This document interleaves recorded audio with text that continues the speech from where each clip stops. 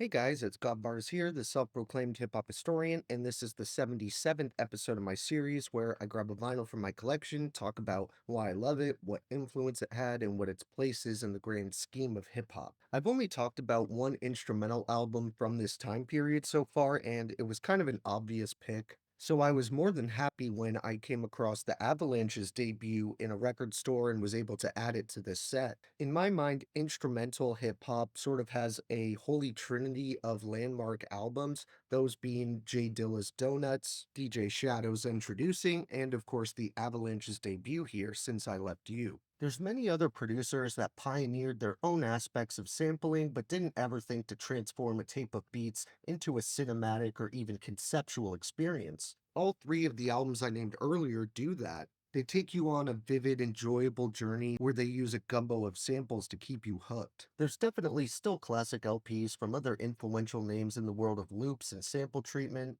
like Burial's nocturnal masterpiece Untrue, or the godfather of modern lo-fi nujabes with the touching final album before his death, Model Soul. That classic is actually coming up on the channel very soon, but the album we're talking about today is probably the first one I'd go to if I was trying to convey to someone how sampling is an art form. The Avalanches are another project that's been running for over 20 years and has a varying roster of personnel that's rotated since the release of Since I Left You, but the two members credited with really putting this album together are Robbie Chater and Darren Seltman, though I do believe Tony DeBlasi and Gordon McQuilton had a hand in production as well. Their method of collecting obscure records that were less than $1 and rooting through hours of material just to get a tiny usable section ultimately built up into an album that's rumored to have over 3,500 samples.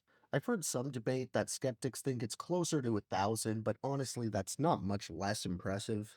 You'd think with that much material being spliced together, you'd end up with just a noisy cacophony of sound, but instead you get character-filled songs that use their bed of samples to fit the theme and build on it. A perfect example is Frontier Psychiatrist, one of my absolute favorites on here, which also happens to hold the record for the most samples in a single song. They build around parts that they chop from an old comedy sketch where a doctor is telling the mother of their child that he's criminally insane. Here they blend cinematic strings, haunting opera vocals, and blaring horns to make what I consider to be one of the most epic beats in the entire genre. To use dozens or even hundreds of samples in one track and not have the result be clunky or overbearing is a testament to how exacting these guys were. There's a science to finding the perfect combination of sounds and using it to create an entirely new feel and experience you wouldn't be able to get from any of the samples on their own.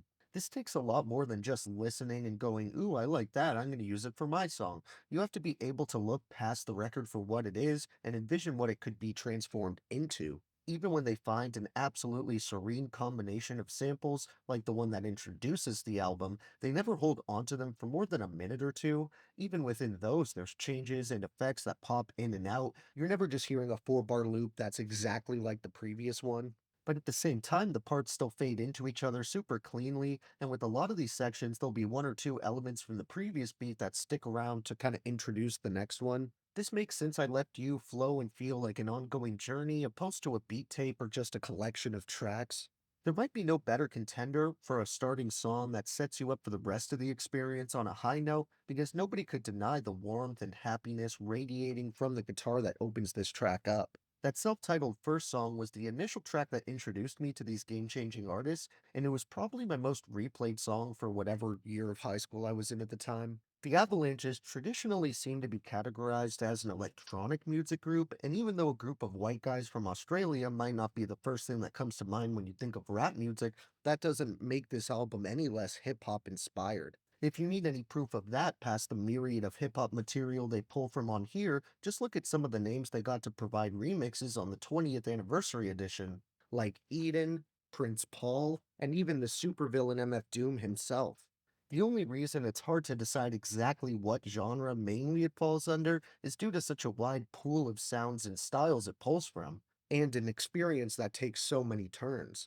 Sticking one foot into so many avenues allowed them to help pioneer hip hop, dance, electronic, and experimental music, and even helped lay the groundwork for a new genre of sample based artists. This one really sucked to trim down even more than usual, but that being said, my honorable mentions include the title track, which I was gonna name as a favorite, but I put it here since it's so iconic and I already talked about it earlier a lot.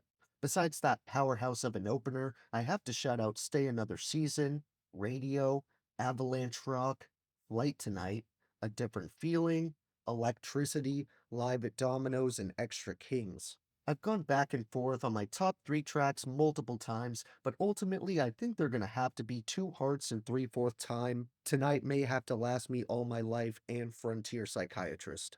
Thank you for watching my 77th video. As I mentioned earlier, it isn't going to be long until we get to the next instrumental hip hop album, but for the next one, we're going to talk about an LP where the lyrics are just as important as the beats. So tune in to see what that one is. And if you enjoyed, be sure to like, subscribe, and let me know what your favorites off of this once in a lifetime masterpiece are. Don't forget to have a great day, and I'll see you next time, okay? All right.